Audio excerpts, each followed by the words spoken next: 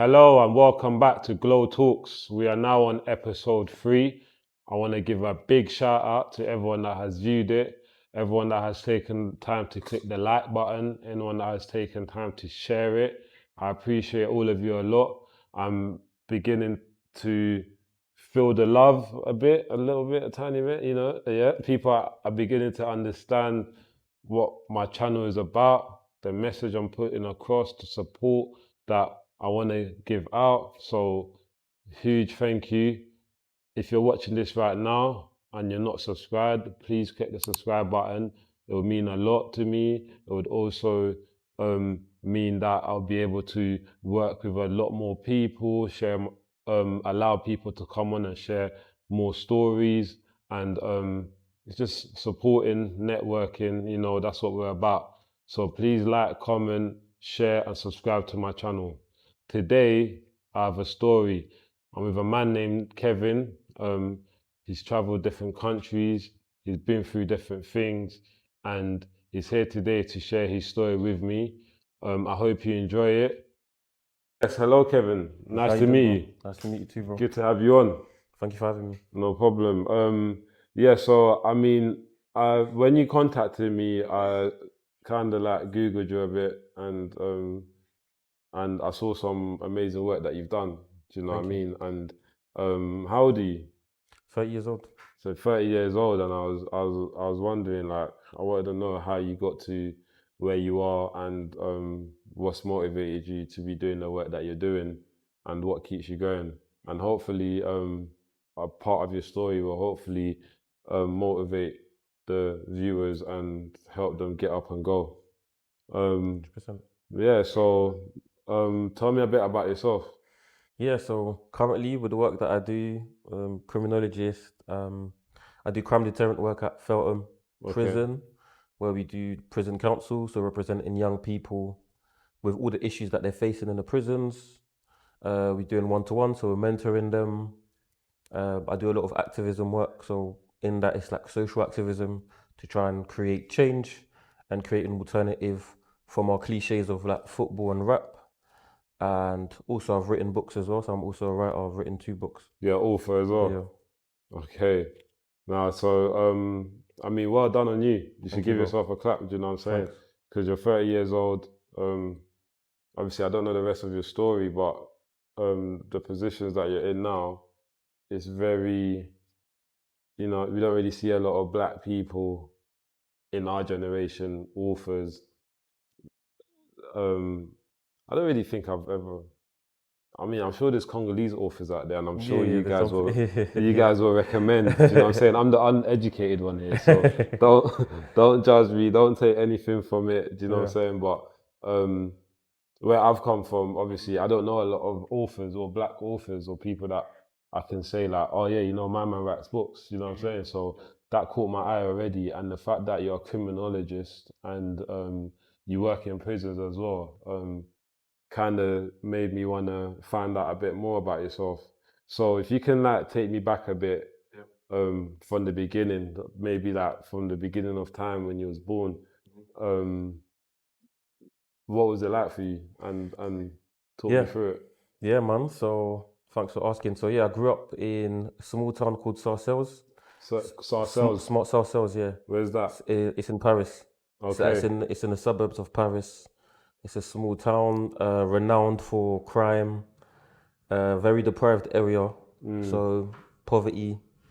What, in Paris? I thought Paris was like Eiffel Tower, man. The whole romantic look and this and that. So tell me a bit more about that. You got the good bits that what the media choose to show, but we have obviously us, which I would say at the time we were like the forgotten ones. Do you know what I mean? The forgotten ones of society. It's drug infested, as I said, like staircase, drug syringes on the floor, very violent environment. And you had a lot of West Africans, you had some Caribbeans. And this is all in your town where you live in? Yeah, just in my locality. Literally, that's how I grew up. But it was fine because I was 2 older brothers. So I was okay in that sense because they kind of did the work for me in a sense when you're growing up in that violent environment. But by the age of 6, I understood the currency quite quickly. Okay. That the currency is like, in order to not be victimized, you kind of have to fight. So it wasn't like necessarily For a second, I thought you was talking about euros. No, honestly, I thought you was talking about euros. And you said, I thought you was going to say you was like a bankman from No. But no, the currency of like what masculinity is, quote unquote, oof, yeah. or how you display that as a man or as a boy at the time. So by the age of 6, my older brother comes to pick me up at school, and he tells me, you got to fight my friend's little brother, who's 2 years my senior. So I was 6 years old. The young boy was 8. And he said you have to fight him. Obviously, as a 6-year-old, you're like, oh, I don't know what fight is like. Don't know what fight is like. So was you sorry to cut you off? Was you born in Congo or was you born in? No, I'm born in France. Yeah. Okay, yeah, so I'm born in France. Yeah. Okay. Yeah. So then, anyways, the young man was. I don't think that was his first fight because he ran to me straight away, punched me in the face. How old was you? 6. Yeah, 6. Okay. Yeah. So year 3. Yeah. It would have been like year 3. So he punched me in the face. I ended up punching him back. Yeah. And obviously I was just like, oh, is that, because I was like shocked, is that what a punch feels like? So that was my first time. From that did led on to me having more fights as well. What, in school? Did you go to school? Yeah, I went to school there as well, yeah. Okay. Having more fights until, age of 9. My mum's health started deteriorating, so my mum's health wasn't as good as it was previously.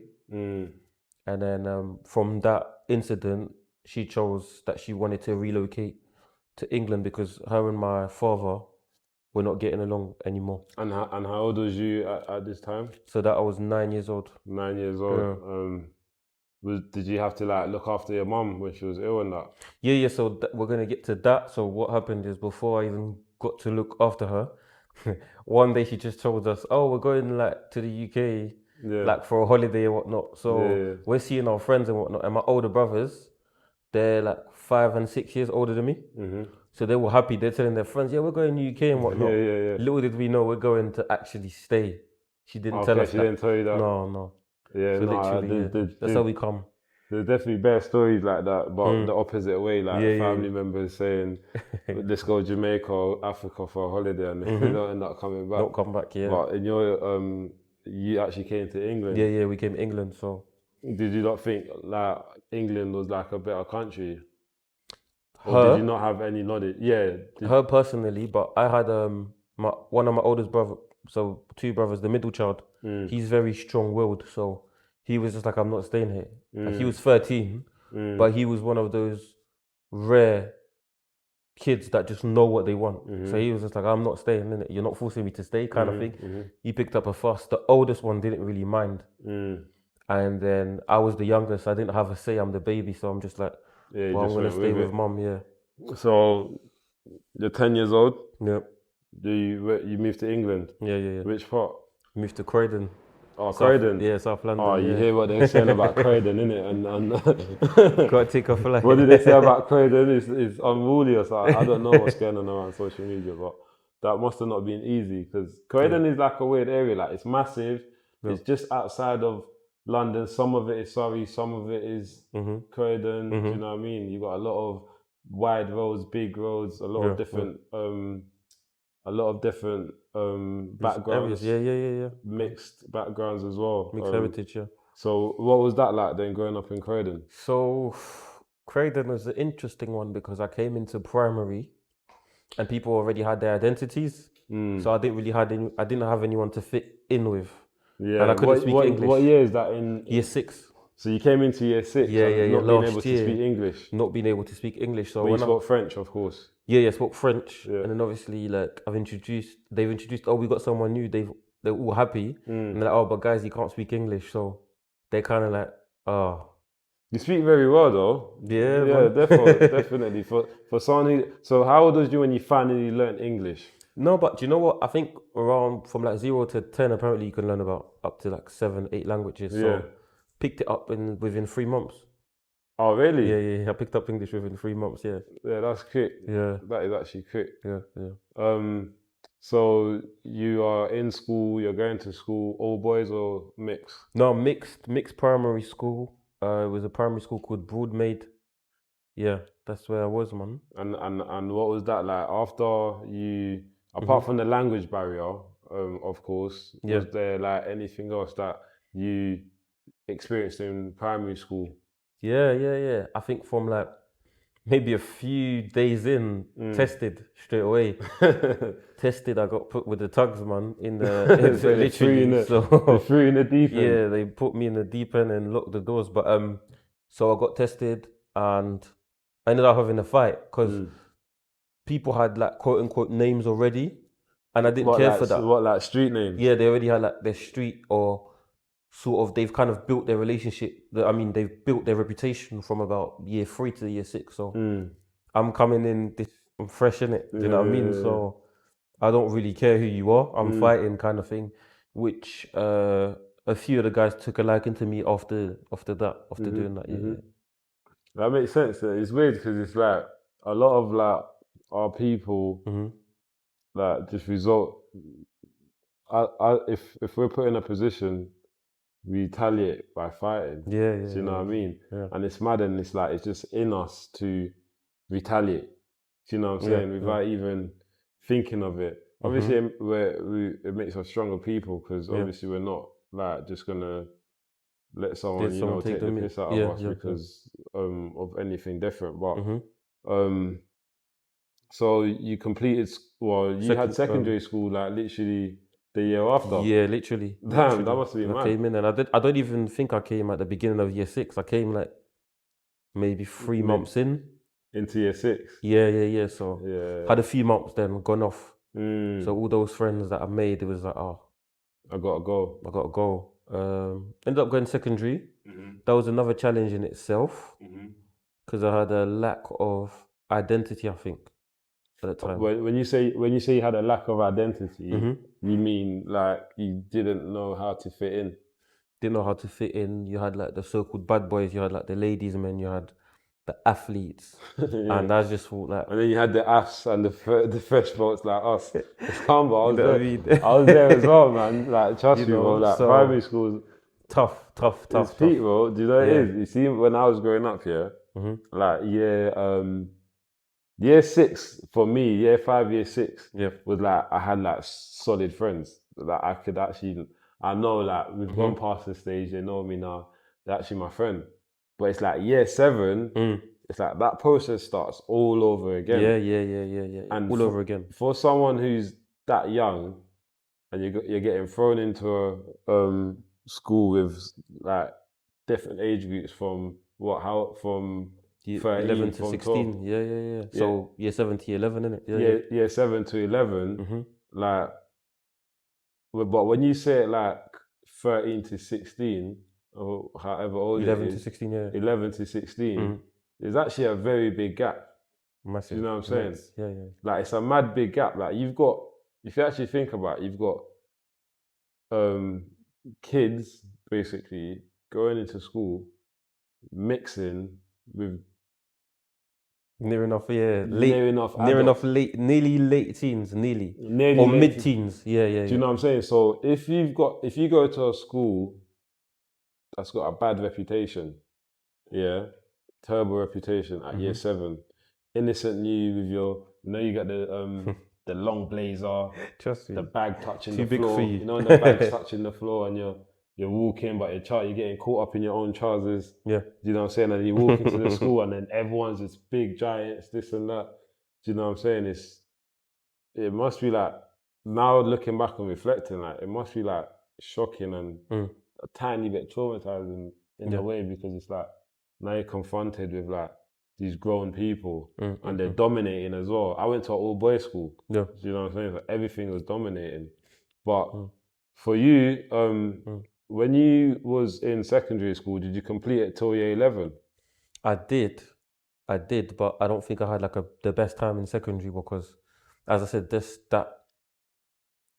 I was trying to find my identity, so it was like a inner fight, I could say, inner battle. How did you get through that, like trying to find your identity? No, I was just like, I think most people that know me from secondary, I was like quiet, stayed in my corner, and then obviously my mum's health is further deteriorating at home. And by this time, my 2 older brothers, even the oldest one, he's gone back you know what I mean? He's gone back to France. So now I'm literally here by myself with my mum. So it's like I'm a young carer at this point.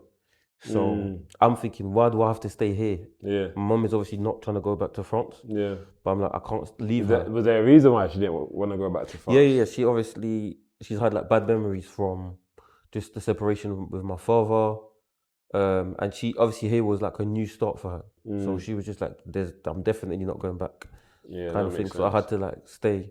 And she said, you have to stay. Even if you want to go back, you have to at least complete all of your secondary and whatnot here. Everything. And then until go you're back. able, yeah. Well educated. So- Have you been back? Holidays Yeah. and whatnot. But yeah, we're hearing it now. Yeah, so yeah. yeah, man. That makes sense. Yeah. So, obviously secondary school wasn't good. Like, what was GCSEs like? Like examinations?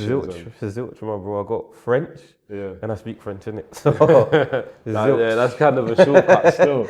that's cheating. Yeah, that's kind of cheating. But yeah, Zilch, and I think it wasn't even necessarily over that I didn't have the capacity, but I'm dealing with a lot of things, innit? At home.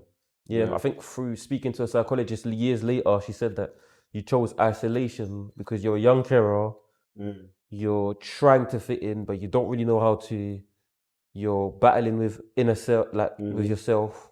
You don't know thyself, so there's a lot going on. And I ended up, failing, not really trying, really.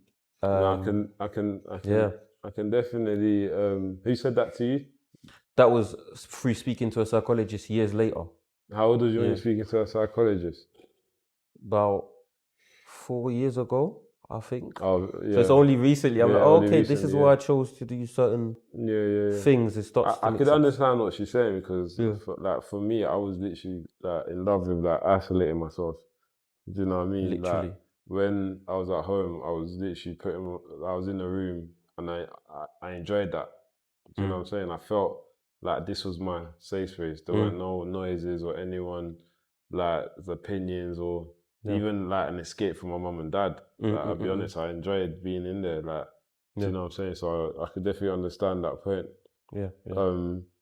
At what point was it that when you was obviously younger, did you feel like maybe you needed?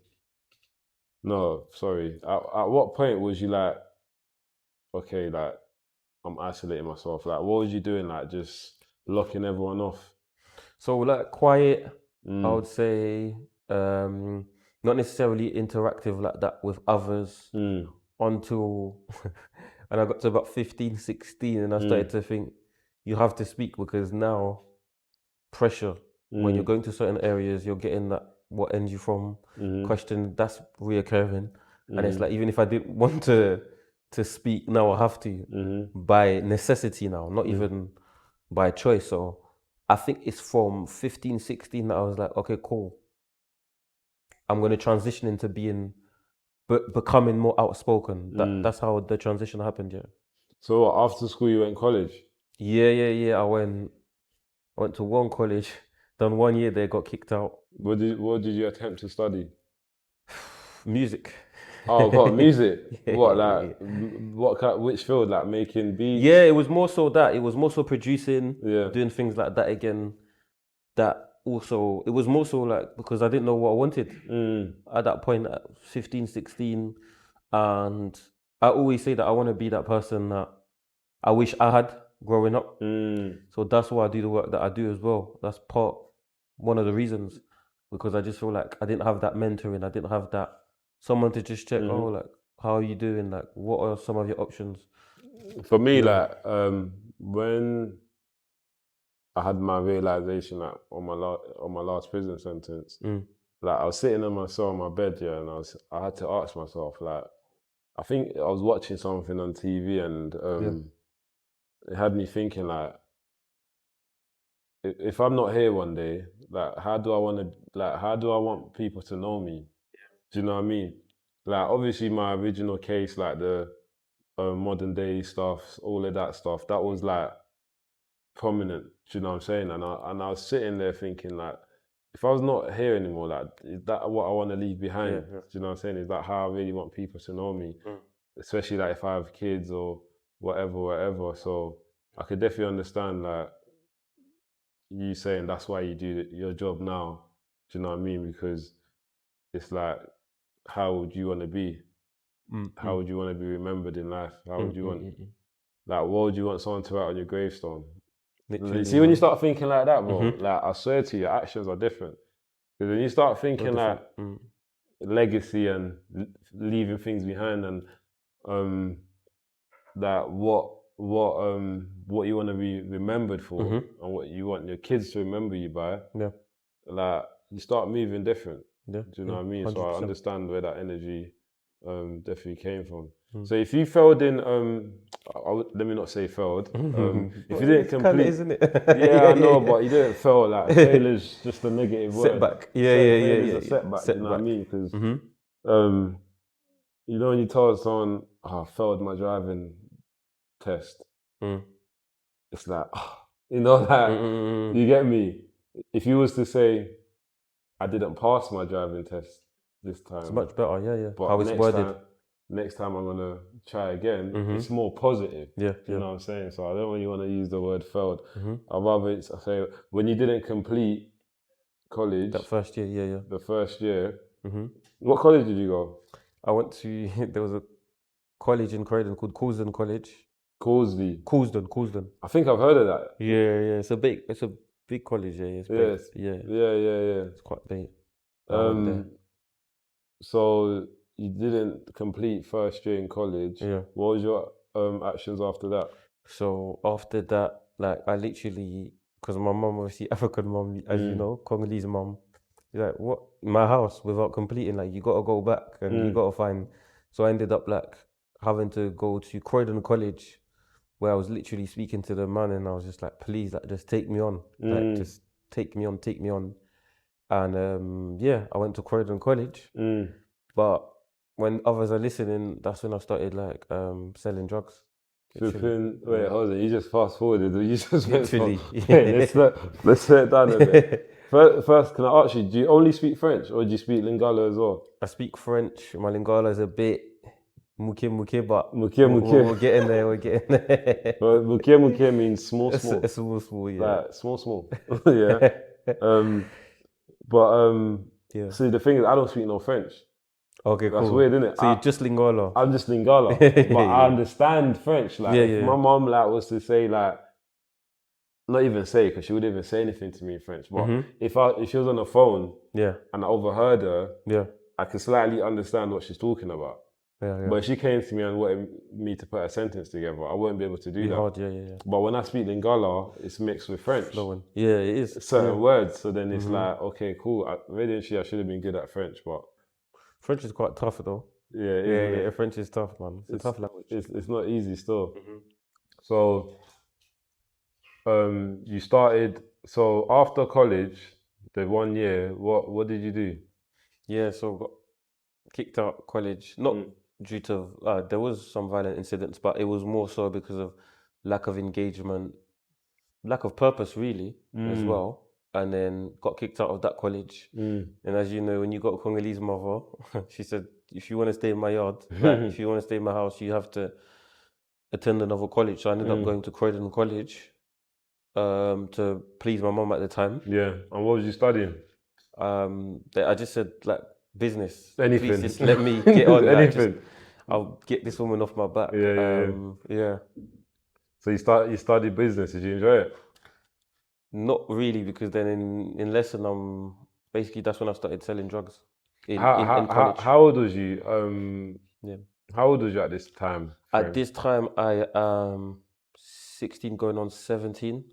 Okay. 16 going on 17, yeah. Yeah. So you just got involved with drugs like that, or was that something that was always around you, but now you're actually involved in I had seen it. I had seen friends that were selling drugs.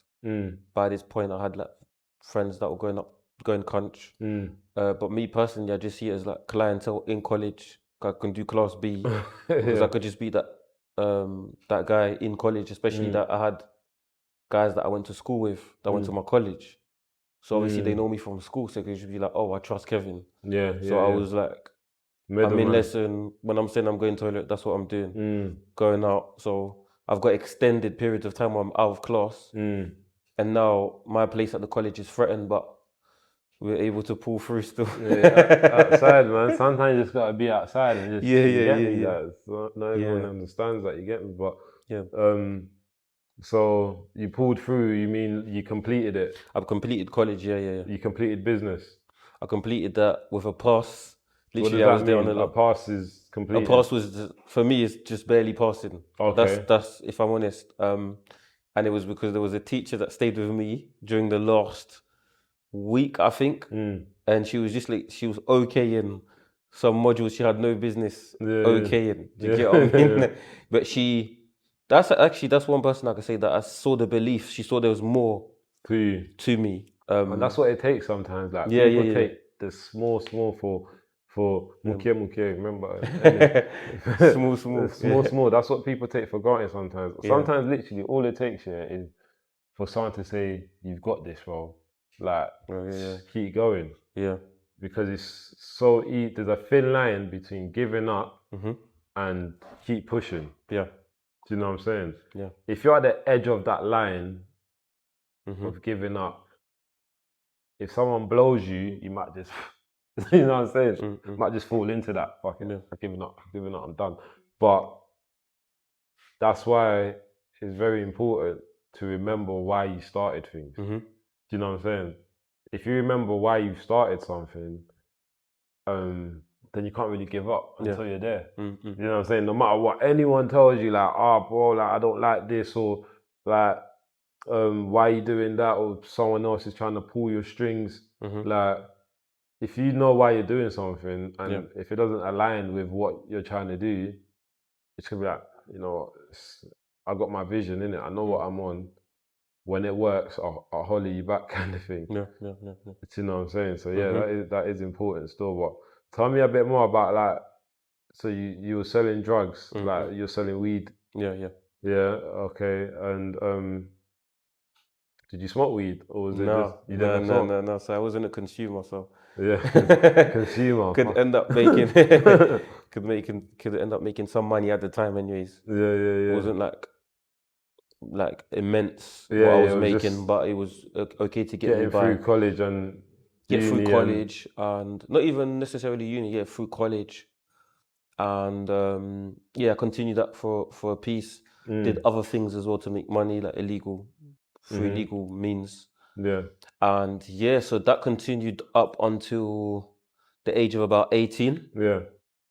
And I was still questioning my purpose during that period. Like, I was like, I need to find, because funny enough, I always wanted to be important and I wanted to contribute to society. But unfortunately, I was only met with three ways, which was football, which was writing lyrics, or it was road. I only saw that. It does feel like sometimes community. Like that's our only options, isn't it? Do you know what I'm saying? Like, if you're not a rapper, then what are you on? If you're not on the road, then what are you on? Like, if you're not, like, what you on? Like, do you know what I'm saying? When like the world is so big, too big, like there's parts of the world that people will never see because of a mindset. Do you know what I'm saying? And it's like we're creatures of the earth, innit? Do you know what I'm saying? We're not. We can't obviously walk our way through every part of the country. Do you know what I'm saying? You have to build there. You have to get there. It costs money. It's expensive. Do you know what I'm saying? So if you do want to live that kind of life where you are free to enjoy your life, which is important, because a lot of people they've got their life but they're not free to enjoy it. Do you know what I'm saying? One way or the other. But so that continued till you was 18, and then what was your plan of action after 18? Obviously, I had you slowed down a bit on the shotting. So at 18, but I was still around, like, affiliated. Like, most of my guys back then were obviously on road. So by association, I was there as well. And there was things that were happening, but I would say I had two wake-up calls. One wake-up call which nearly ended in me losing my life, and one wake-up call which was through faith. So going to a church service, which saved my life. So two contrasted Go on, wake up calls. tell me a bit Yeah. more about that. That sounds interesting. Yeah, so the first wake up call was I was in Tottenham, and I had a lot of pride back then. I don't know why, specifically when I was 18, and I saw a group of guys. I could have easily not gone through that route, but I just thought, I don't know who I thought it was. I walked through, there was like an estate, and I was just like, why am I going to go the long way? But there was a lot of young men on pedal bikes, and in that scenario, we know what that means. Ended up walking, and I saw a girl that had looked really a worried face on her. She had a very worried look on her face, and as I walked past, I just heard someone whistle. Didn't turn around, whatever. And by the time I've done a few steps, I said I'm not running. I've been circled now. By the time I'm circled on Tottenham, Where was this, like in a back Tottenham? road, yeah, in Tottenham, Okay. near like White Hart Lane. And then so I think one of them was just like, "What end you from?" kind of thing. I must have said like, "I'm from here," like you don't need to know kind of thing. And as I've like responded that way, they've kind of gone like, "Who does he think he is?" kind of thing. I think one tried to grab my watch at the time. The worst thing, there's not a perfect answer in that situation. You know what I'm There's saying? no perfect answer. You I can could've- say anything. Literally. So yeah, my one tried to reach for my watch. I defended myself at the time, and because of that, ended up started getting rushed. Obviously, getting punched in, weighed in, basically, and whatnot. But there was one in particular. He was just like, "Nah, where's the borer in it? Where's the knife? Like, you can't." Like basically, I think the fact that I even just defended, even attempted to him, that was already the violation. So I just heard, "Where's the knife? Where's the knife? Like, where's the borer in it?" Which is a synonym to a knife. And I think then I was just like, bro, where the question of legacy, I've not accomplished anything. If I die today, I'm on a back road as well. Like, it's not even, and it's weird because that's what we all remember. There's a God. Yeah, of You know what I course. mean? Of So course. I just said that, God, like, just let me get out of this situation, innit? Because if I get stabbed, like, I've not accomplished anything yet. You know, I'm 18 years old. What have I accomplished? Like, what am I going to leave? Of course. Yeah, but they ended up with just bruises and broken nose and whatnot. But by grace, like, I weren't stabbed. Yeah. I don't know what happened, but I think one of them said like, "Let's go." But I know that there was one in particular that was adamant to stab me, but that just didn't happen. Did you like see the knife? Like, No, but I attempted? know that he was walking, because obviously, you know, these things happen in split seconds. It feels like it's an hour, but you know, these altercations happen like in split seconds. But I just know he was looking for it. He was like, "Whoa, wait, who's got it?" Like, so I don't think they were all armed, but Yeah. the one in particular that holds the things was like, "Whoa, yo, where's the thing? Like, where is it? Like, I'm gonna knife him," kind of thing. And Thank God you're here. Yeah. Live to tell. Live to tell the story. Do you know what I'm saying? Yeah. So that would say that was God. like first wake up call, which I was enraged, to be fair, but Did you say that was the first wake up call? I'd say first wake up call of like questioning purpose. Okay. And what was the second? Second wake up call was one of my right hands was looking at a lengthy sentence for like just possessions and I think like a stabbing. I'm not too sure on the details of the case, but he was looking at, and he was acquitted of his crime. But before he went to court, he'd done a prayer and he said, like, "God, if you, from Christian faith, he said, if you get me out of this situation, like, I'll change my life," kind of thing. And he hugged his mum. And the fact that when he got acquitted, he gave his story. It fueled something in me. I was just like, again, questioning purpose. And so when he got acquitted, I was just like, oh, if he can change, like, oh, it's possible. And I think sometimes it's a lot of young people, for those that are going to watch this as well, like, they don't even believe there's an option there for them to change. And I started to see that, oh, it's possible, that's an option to change. Like, and this whole purpose of like a drug dealer or even like an affiliate to road status, or just that, it doesn't have to be that. There can be something better. So from the age of 19, that was where the penny dropped, and my epiphany first started at the age of 19. I was just like, yeah, there is a way. I don't know what it is yet, but I'm going to find it. Yeah. It is patience, isn't it? Do you know what I mean? Time, patience, like, and obviously just being aware of what's going on around you, surrounding the level up. Do you know what I'm saying? Like, obviously that time when you was 18, 19, and you had those moments to open your eyes, it was a positive thing in a way. Do you know what I'm saying? Because you're still alive. Like, you could have been in a not here, or you could have saw that situation as a violation, and you would have thought, nah, you know what? I'm coming back White Hart Lane. That's where the last was. I know they're due to be there again. It's easy, innit? Split-second decisions. You don't think, innit? Yeah, funny enough, I did. But thank God I didn't find anyone. Thank God I'm here, That's what I'm saying. You I even did. went back and Yeah, came back. I did. Yeah. So thank God I did go back with a few of my guys, but it's mad. It's mad what life throws at us, and like, it's either gonna catch it, embrace it, or you're gonna dodge it. Do you know what I'm saying? Yeah. Like, if you dodge it at the right time, it could save your life. And if you catch it at the wrong time, it could actually end your life. And it's mad. But that's mad. So when you're 19 and you've had this moment in your life that's like helped you rethink your path and rethink how you want to live your life, essentially. What was it that you done? What was the first thing that you done when you thought, like, I don't want to live like that? Firstly, I kept coming. Just kept coming. Church. I was going to church because beyond like even it being a spiritual experience, it was also like an inspirational experience, because it differed from what I was used to in the area, where all I saw is road, as I said, road, or someone that's made it out, but he's one in a million because he's talented at football. I couldn't kick a ball, so do you know what I mean? That wasn't an option for me. Or maybe the one that's like busting in music, and then everyone's behind, but maybe trying to feed off him. So it was good because I saw people that worked in the bank, and I saw people that were just studying. They were in uni, and I was just like, oh my God, like there's different things, different people, and people felt that was cool. That was the new cool.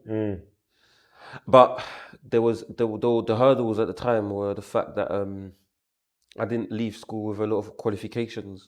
So I was just thinking of like, how can I transition into doing something?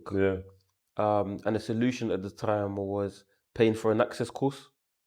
For those who don't know what access course is, because I don't know what access course is, could you just explain to us what access course is? So the access course is what literally says on the thing in it. So it's access into whatever field that you want to study. But because you don't have the qualifications to get into it, they like it's like a fast track into learning the basis of it, foundation.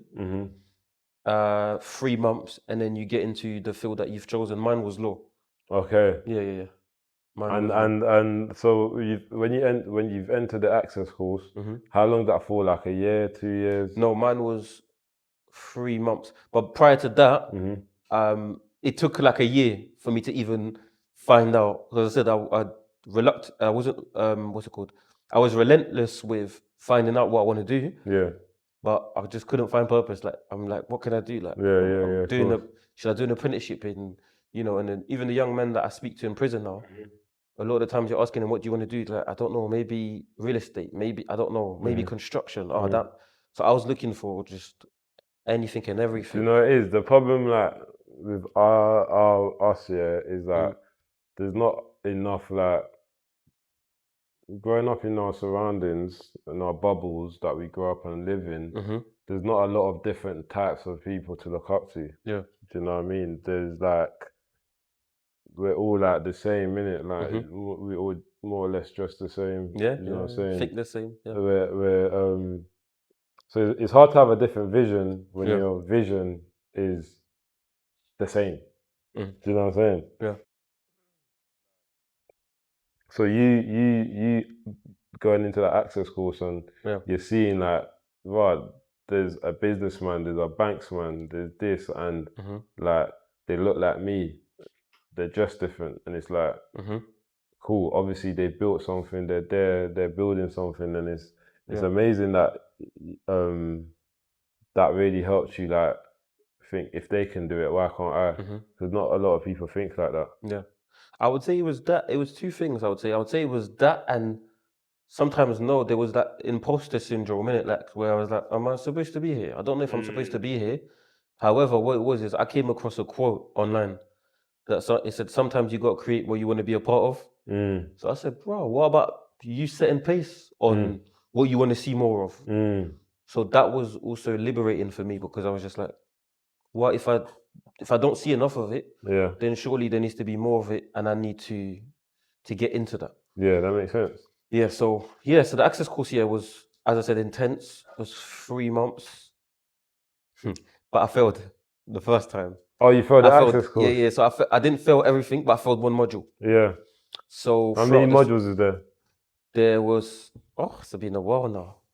There was about 5 modules, I think, 4 to 5, and ended up failing one, which was the bigger one, which was the project. So I've worked throughout all of summer, and extended the access course to a further 3 months. Yeah. So instead of being 3 months, I did 6 months. Oh, so you just extended it? That makes sense. That makes sense. So eventually you graduated in law. Yeah. So before even getting to all of that, I started, when I failed the first module, I said, Kevin, you can't expect to be on the same pace as everyone else, because you never paid attention in school, bro. Like, what you doing? Do you know what I mean? So I ended up playing catch up, but I ended up becoming one of the top students after that when I started playing catch up. So I was first one to come into the library, the last one to leave. And I just became like I was reading books weekly. I changed my lingual syntax. Like the way I speak now, that's all created through me reading. This is not how I used to speak. So when you said that I'm well spoken, that's all from just reading, taking in knowledge. I became like self-taught. I was just reading. First one in, last and that's one the to thing, like we have to teach ourselves. Yeah. Do you know what I'm saying? Because obviously we can rely on the mainstream schools and things like that, but them things are like in categories. They can only teach you certain things. So much, like they're not even allowed to teach you anything outside of the box. Yeah, the curriculum. Yeah, the syllabus. You know what I'm saying? Yeah, so it's not really school if you can't learn anything that you want to learn. Yeah. It's like you're guided through it. So we do definitely have to teach ourselves. Yeah. Do you know what I'm saying? Like, obviously I went college for like 2 weeks or something. Do you know what I'm saying? Yeah. And that's where I stopped it. Do you know what I mean? I didn't go uni. I didn't do any further education after that. Yeah. But there was a time in my life where I thought I need to start teaching myself.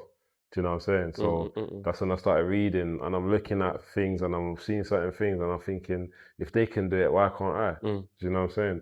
At the end of the day, I've always said this in my last episodes, but we've only got one life. Do you know what I'm saying? Yeah. So it's like, if you feel like you need to do something, just do it. Do you know what I'm saying?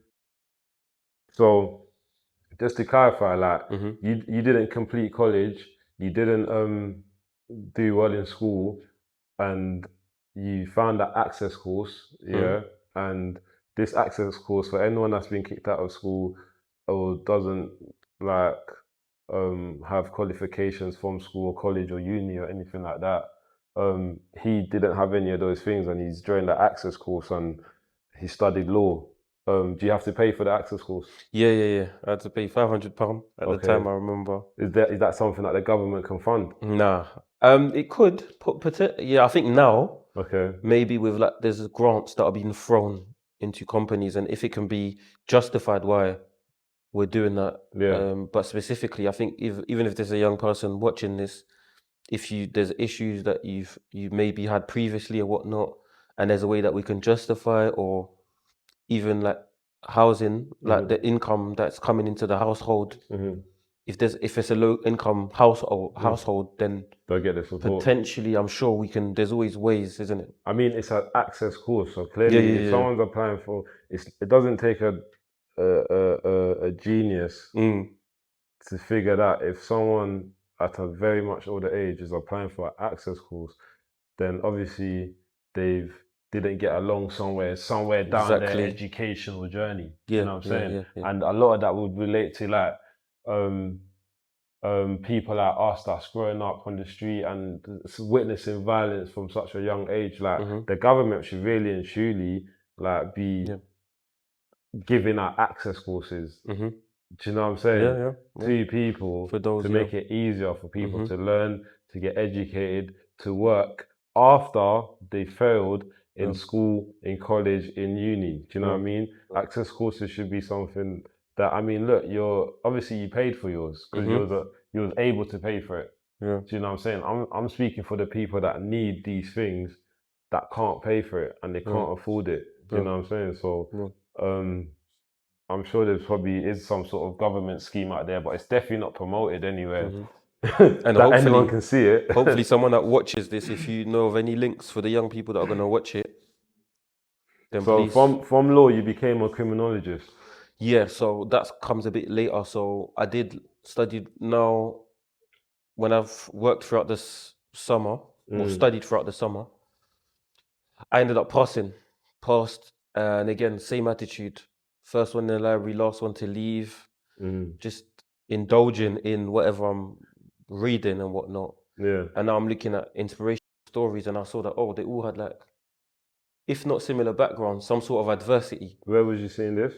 I would literally type people that are inspirational. People like Nelson Mandela, someone called Dr. Miles Monroe, and I would check their bio and read it. But I would check for the similarities, and I was like, wait, human? I'm a human. What's the difference here? And I would see in all of their bios, like, we limit ourselves. Most, That's yeah. And one of the reasons why we limit ourselves is because there's a percentage of us that are scared about people's opinions. Yeah.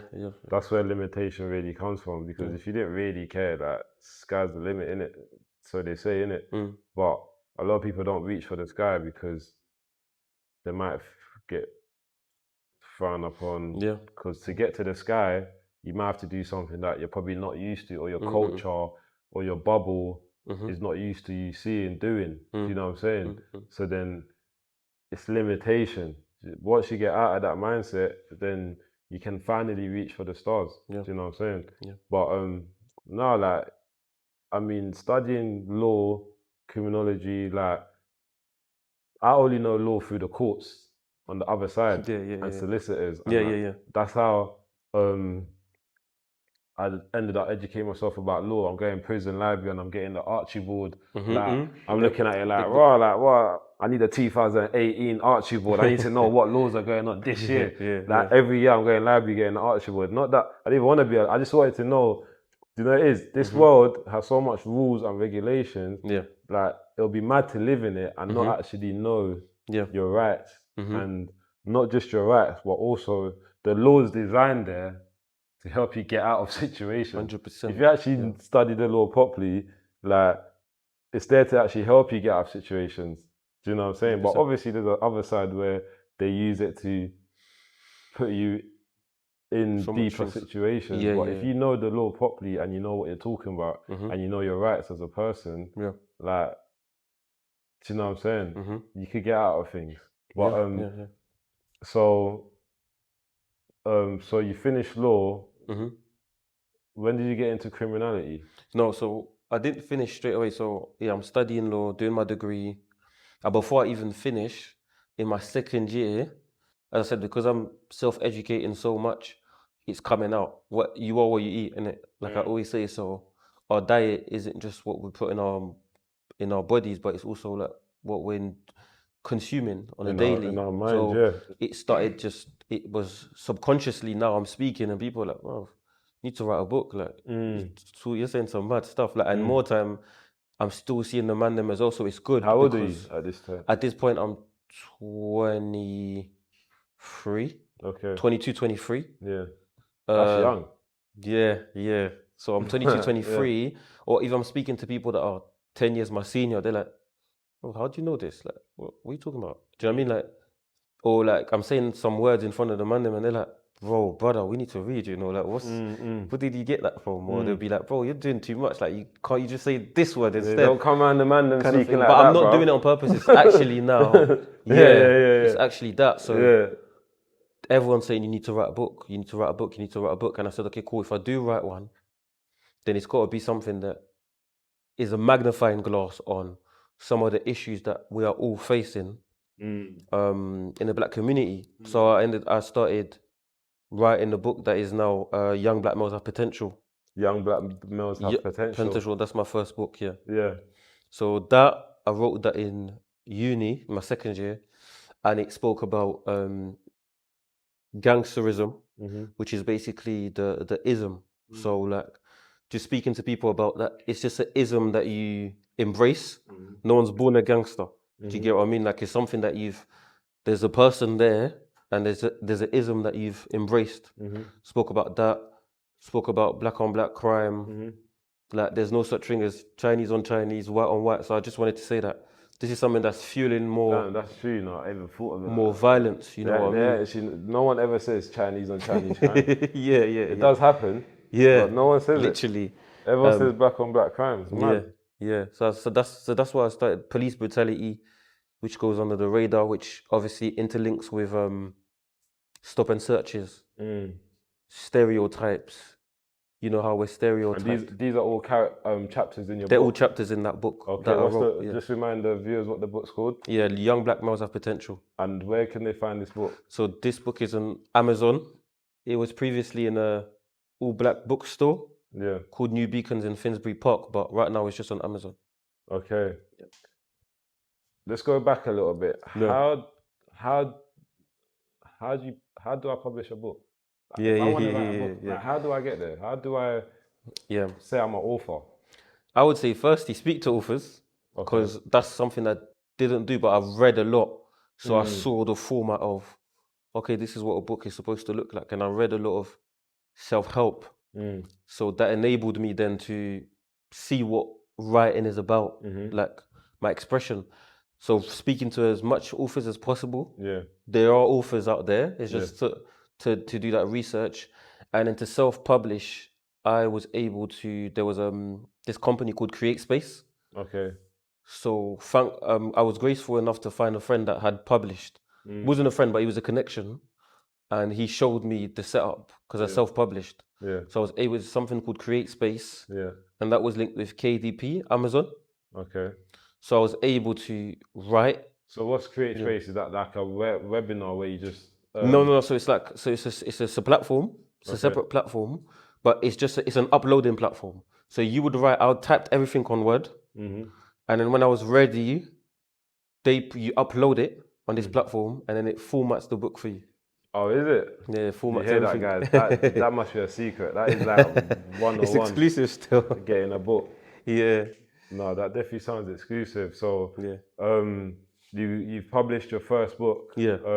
How did that go? Like, what was the feedback from it? How did even your friends and family behave when you published this book? Proud moment.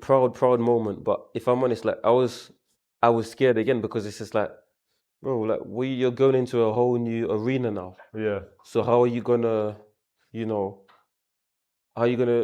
maintain this kind of thing? Like, so. Yeah.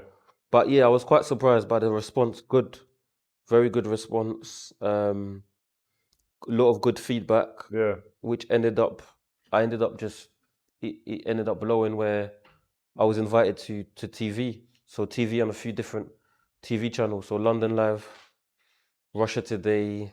Oh, Russia Today, RT. Yeah, literally RT. That was my channel in jail, RT, I just leave that on. Them news channels, you see like English news channels, it's good, but they don't talk about everything. Yeah. So RT that's what I say, when they contacted me, I was like, oh, this has got... Yeah. It got... Because RT's one of... RT, I'll tell you what, one time I'm on the wing, you see RT, they're really in the field. The journalist will be standing here, something's getting bombed behind him. Yeah. He's showing you live, he's saying, serious. Yo, this is here, it's getting bombed. Like, he's walking through it happening. No aftermath or before or 10 miles down the road. He's there. He's seeing it, yeah. But so you went on to those news channels to share your story, to promote the book? Yeah, because of the book. So they got aware of it, of its existence. So that happened. Then America, got contacted in America. Okay. That the book was in America in a prison in Oh, is America. it? Do you know what, Yeah. Joe? I'm not sure what the prison is, but it's in ATL, Atlanta. Atlanta. Yeah, I just know that it was there. So yeah, that's what Damn, that's started good. happening with the book. Yeah, the book just grew bigger and bigger, and I was just like, okay, so this is something I can do. Did it pick up Right. like any political interest over here, or like did Yeah. anyone in England recognize it as a good book? Because you know Yeah. America's our neighbor, and America, they like this. They do. America embraces this stuff. Yeah. Do you know what I'm saying? Mm-hmm. But England is a bit like, Yeah. do you know what I mean? So, what happened in England, like when your book was released? Yeah, so when that happened in England, with time, I think maybe within 2 years, I was able to meet Diane Abbott. She's like Shadow Home's secretary and like the Okay. longest serving black MP. Yeah, I'm sure I read something on the newspaper. Yeah. She's going through a lot of Yeah. racism Yeah, in at the Parliament moment. at the Yeah, moment as well. So had a sit down with her assistant, but she knew about the book. So I brought a copy to her, and then Sadiq Khan as well. Oh, is it? London mayor, yeah. What's meeting Sadiq like? Is he the one that's making all these extra charges on the roads and that? Because I'm not even sure. there's someone in that House of Parliament. I don't know who, but all these Yeah. speeding tickets and Yeah. whatever else tickets. Could be Sunak. Pollution. Still, I'm not sure. I'm paying money. I'm paying money to protect the pollution. Somehow, I don't know, but you get me. So that's good though. I mean, that's a good reception. Yeah. Like Sadiq Khan, More than I imagined. Yeah. Diane Abbott, like those are like no names in the political sphere. Yeah. Exactly. So was that it then? You wrote your first book? Yeah, I wrote the first book. Then the year later, third year, graduated in law. Okay. So you was writing your book whilst you were still studying? Yeah. Oh yeah. Literally published it whilst I was still studying. So graduated in law, and by the time I graduated, when you said about the criminology, that's when I said like I want to start putting it. I want to be in the field, actively, and I know that I could be that person that I wish I had when I was growing up. So I started like volunteering and wanted to go and share my story and talking about. So basically, my story was on the basis of that there's an alternative route, guys. Like, doesn't have to just be football or rap or roads. Yeah. You man, like I look like you lot. Yo, I've written. Like we're there now, you man. So that's what I was starting to do. So when I'm saying criminologist, it's not necessarily like as a job title, but it was like anything to deter people from crime, like to get them away from it. Yeah. So I was unpaid, going into schools, speaking, and then transitioned into like youth offending mentor. Yeah. Transitioned into working into like the council through building experience. Yeah. And then going into working into prisons. So you started working into prisons, doing talks separately, and then working in prisons. Yeah. Doing talks about your life, your book, how Yeah, you the got book. where you are. Yeah. That's brilliant. What prisons did you go into? So I went into Wandsworth. Okay. Where we, as a panel, we went there. Bobby was there. Bobby Kasanga. Bobby Kasanga was there. Myself. There was another man who he runs an enterprise called 2020. Yeah. I think they help rehabilitate young people. I don't want to misquote it, but they do help. They help like immensely. They help a lot. So I ended up doing that, and yeah. They need to get me into the prisons. Honestly. Yeah. Hey, Bobby, you're keeping us. How's Bobby end up in the prison? He goes quite to a few, I think. Does he? Hey, Bobby, contact me, please. Like, you haven't mentioned this to me. Yeah. Do you know what I'm saying? But no, it's good though. It's good to see like black men that been in prison, done time, or not even done time, just came from the streets and now going in on the other side. Like that's what you were saying. Other side, you know what I'm saying? But it's not like it's just, you get me? Because I would love to like walk on the wing right now and tell the man them like, bro, you man got this, bro. It's calm, man. Yeah. Just focus. Yeah. Do you know what I'm saying? Like, because I've been there, I know what's going on. The mindset, your mind turns you crazy. If you're doing a long time in there, it's stressful. You're thinking about everything, this and that. Do you know what I'm saying? Yeah. So the man them definitely need people like us to come out of jail and show that there's a different way of doing things. You know what I'm saying? Because the only way that I've known has taken me in and out of jail, like a revolving door. Do you know what I'm saying? So obviously that's not what I want on my gravestone. I don't want to be known that Glodi Wabelua, rest in peace. big up HMP, that's dead. Do you know what I'm saying? Like, man needs to leave something behind, man. But so you went into Feltham, Cookenwood. Do you go to a lot of young offenders, or is it more adult jails? Yeah, so obviously Cookenwood, run a program in Elmley. Elmley, that's a D-cat, isn't it? No, B. Oh, is that a B-cat? Yeah, B-cat, Okay. yeah. So adult. So 20 to 30-year-olds run a program there in conjunction with a charity that you will know, Kinetic. Oh, So Kinetic, Yes, I was running the program there in Elmley. Nah, big up Kinetic though, cause she said I was in ISIS, like they got me out my cell a lot of the times. Like, Trust me, they you do. get me? Hey, and we still do what it now. saved me over Banger is that I need to see my Kinetic. Obviously, they're not just there to get you out of your cell. I mean, you've actually got to work with them, but do you know what I'm saying? Like, they're a big help, man. When you're in your cell, summer, boiling, lockdown, like, and your door pops gives open, you something to do. You get me? Just out your cell chilling. The group programs that they do in prisons as well. Like, big them up for that as well. I was a Kinetic mentor actually. In Thameside. And ISIS. Do you know what I'm saying? Oh, I didn't even know they did Thameside. Yeah, that's good. I was a Kinetic mentor in I think they do it in Thameside. Or am I just...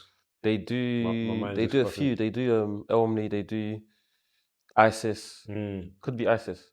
No, I think Cookham. No, they do something else. They do like Belong. They do like the Belong. Oh yeah, Belong. I've heard of Belong as well. They do like Belong and VR, violence reduction, and all of that stuff. There, you get me? But so you still work in prisons now, or is that something that you was doing? No, so after leaving that, within leaving, I think it's after actually working in prisons, but I ended up writing a second book.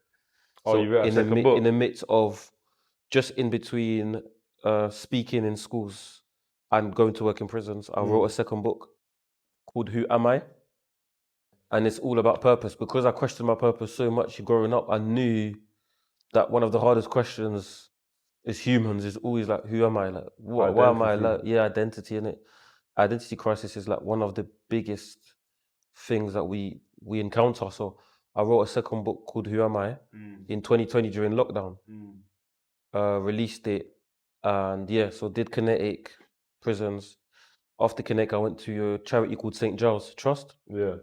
Where what St. Giles Trust do is we go into schools, we do assemblies on realities of prison. We educate on county lines. We educate on what's a gang, what does a gang mean, like. Is like everything these charities are doing is literally like what I'm trying to push as well. Do you know what I'm saying? So listen, look out for Glodi. Shout, man, let's collaborate. Call me, email me. You're gonna get those calls. Cause it's like I don't know. It's like everyone rings me and like, oh you're doing well, this and that. But open the door. Give the opportunities. Through the door. To get those opportunities, you have to build a portfolio. Yeah, you have to build a portfolio, and it's like I'm building my portfolio, and I definitely want to collaborate with a lot more charities, a lot more schools, and a lot more prisons. Do you know what I'm saying? I started my first program last week with a school in South London, and my program's Glo Fitness UK. As you can see, train the body, train the mind, but it's a fitness mentoring and well-being project. That's amazing. To support young people and young adults. And it's all about just taking the real life, the struggles, the pain, the emotions, the ups and downs, and putting it into a safe environment in a classroom or in the gym, and like letting them understand that these things might be things that you might come across in your life as you're growing up. Do you know what I'm saying? And this is how you can deal with it, and these are what your options might be if things ain't going right. Do you know what I'm saying? It's just education. Do you know what I'm saying? Education, literally. Like when I'm sure I said this before, but when I first went to jail as a young offender, like I didn't know anyone that was in prison or even been in prison. Do you know what I'm saying? So if there was like an older me that has been there and lived it, and was like a program where Yeah, I yeah. could have went to and I would have got educated about the streets, because I'm on the streets. You get me? They teach you things about school. Why do we need to teach people about the streets then? Mm. Do you know what I'm There has saying? to be in the And not in a curriculum, way to tell people what to do in their life, just in a but way just to let you know, like, enlighten them on when you do go to prison, in it's not dangers. going to be such a shock because you already know the life that you want to live. Mm. Do you know what I'm saying? Yeah. So when you're however young you are and you go to prison as a YO, and you can go in there and understand what mistakes are. Mm-hmm. Do you know what I'm saying? Yeah. It's like you get a head start Yeah. in like trying to better yourself before you even go wrong. Do you know what I'm saying? Yeah, So yeah, then when definitely. you do go wrong, it's like you've already got the tools there to know, like, okay, cool, it's not the end of the day. It's not my life forever. Like, I can group together, pattern up and come back better. Do you know what I'm saying? And that's all like part of my program, like Glo Fitness UK, do you know what I'm saying? It's just to educate and allow people to see that, one, obviously there is always another option, but if there's not another option for you, because there's not other options for everyone, if there's not another option for you, just be safe, you know, handle things a little bit different way, be conscious about your surrounding. Yeah. Do you know what I'm saying? Be aware that your friends now may not be your friends forever. 100%. Do you know what I'm saying? Yeah. Like, your friends now, they're going to be your friends in 15 years' time. Mm-hmm. When you're a little kid, it might feel like your friends are going to be your friends forever. But as soon as you get to that 16, 17, 18, my man's gone college, this guy goes uni, this guy's got a job in McDonald's, that girl works in Sainsbury's, this and that. Already from an early age, you're already seeing that separation. Do you know what I'm saying? But you don't get taught these things, or you don't get taught these things like that. And these are the kind of things that I want to highlight and bring awareness to, and bring into like schools, prisons, and colleges, unis, whatever. Like, do you know what I'm saying? Because it does happen everywhere. Do you know what I'm saying? It's not just a London thing. It's not an England thing. Like, it's a worldwide issue, isn't it? Like, poverty is worldwide, some worse than others, but pain is pain.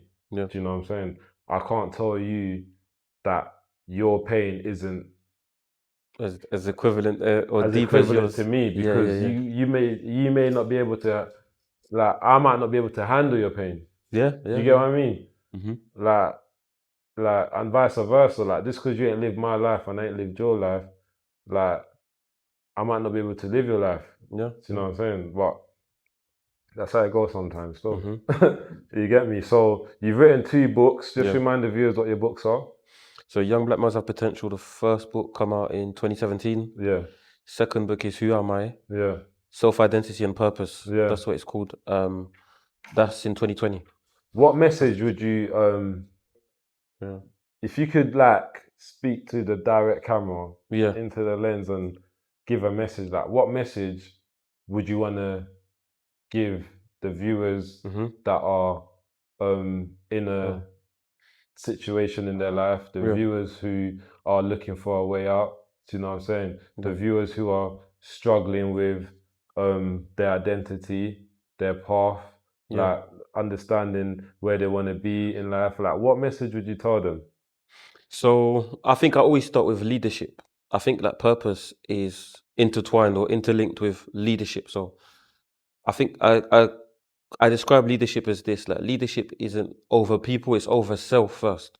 So once you know what you want and you can lead self, people are automatically led by you. And a lot of the times we don't do things because of interest or because we actually are passionate about it. We do it because of the affirmations that can come with it. So some of the examples could be like, some people might want to do rap because they know that with that there's clout. Now let's be honest, not everyone is a good rapper or can make it in that sense. So it's about leading self, and then organically, automatically you can lead people. And finding out what you really want to do in spite of mockery, judgment, and just doing that, and consistently as well. You have to be consistent, and then there's space for everyone to win. That's the message I would give to any viewer. There's space for everyone to win, literally. No, that's a very good message. That's a very good message. Like, you see that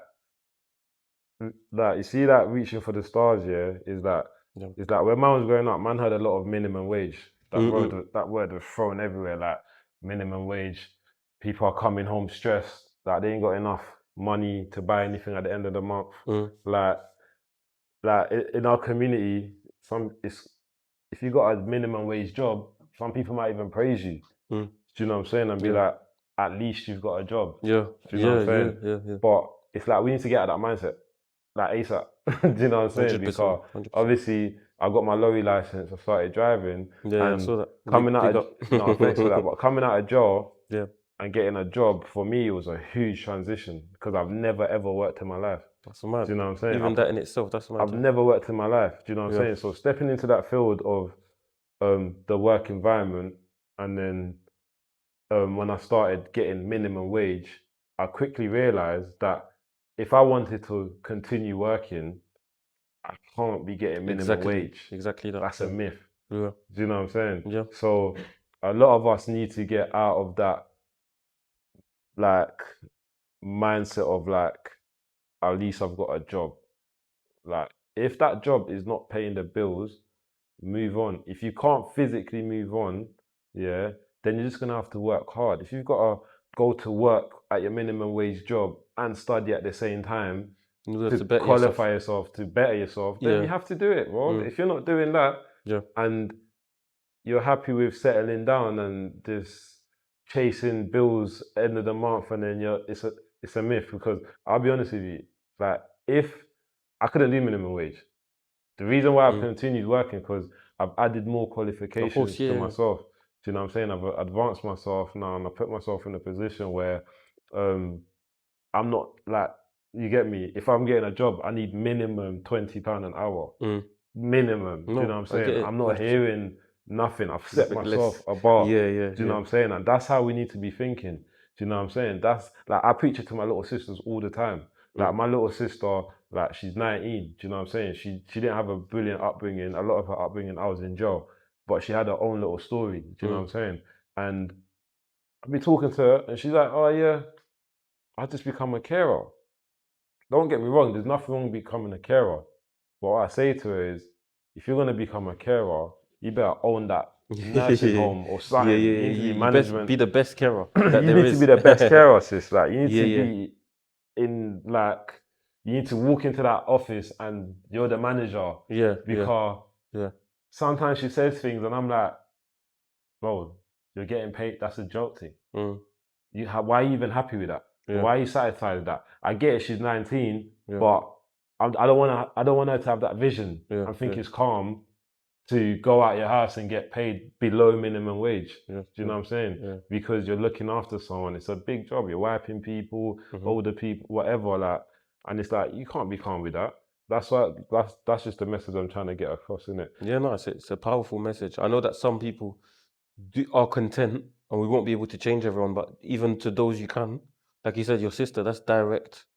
So that's definitely, I do think it's to always better in yourself, isn't it? Always aspiring for more, and because then it just minimizes a lot of things, envy, jealousy, and all these other things that. So what do you do with yourself now? Like, today's date, Kevin, what do you do? There's a lot that's going on, but I would say, like, I was saying it off camera to a friend that I think I'm a bridge right now. I'm a bridge in the sense of like showing people that are come from similar localities, similar communities, that there are ways out there to do things, and it's not how many things you do, it's how effective you do these things.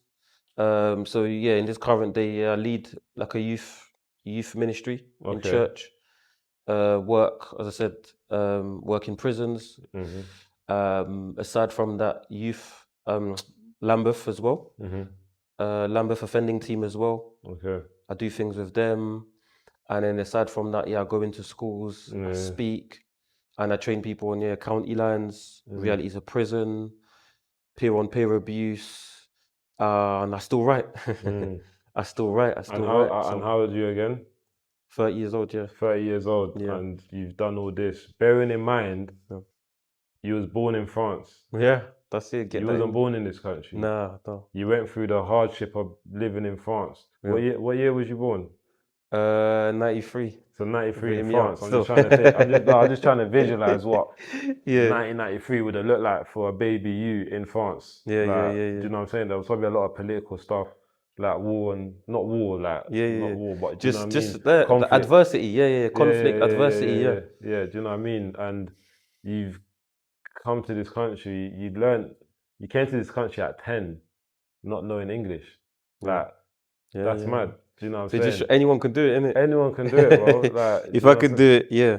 Like, you've learned English, you became I don't want to say lawyer, but Criminologist, criminologist, you've studied law, you've done, you've been on big news platform channels, you've been with Sadiq Khan, Diana Abbott, all these big people, and you're still pushing, you're still wanting more. So, like, you got to be proud for yourself, man. You know what I'm saying? Pat yourself in the back and literally Thanks, my brother. just keep pushing, man. And I like what you're doing for your community and the message that you're putting out there. Do you know what I'm saying? Have you got like contact details for like any young person that are into writing or anything? Because there's a lot of like talented people that like their talent is different. Yeah, creative writing and Do you know what I'm saying? So if you have like contact Poetry, details or things that someone that's into that field, they can contact you and you can, do you know what I'm saying, trade information, even if it's just a little bit of like information or help.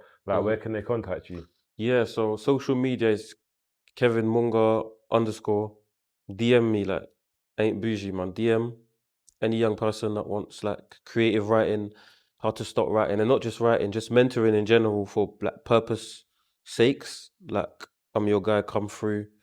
Yeah, I'd say social media. From then, I'll give them my email, and they will be able to speak. Yeah, man. So young creators, anyone interested in like creative stuff, writing this and that, like, he's the man. I can just, that's not my field. I'm not even gonna try it. You wanna go to the gym?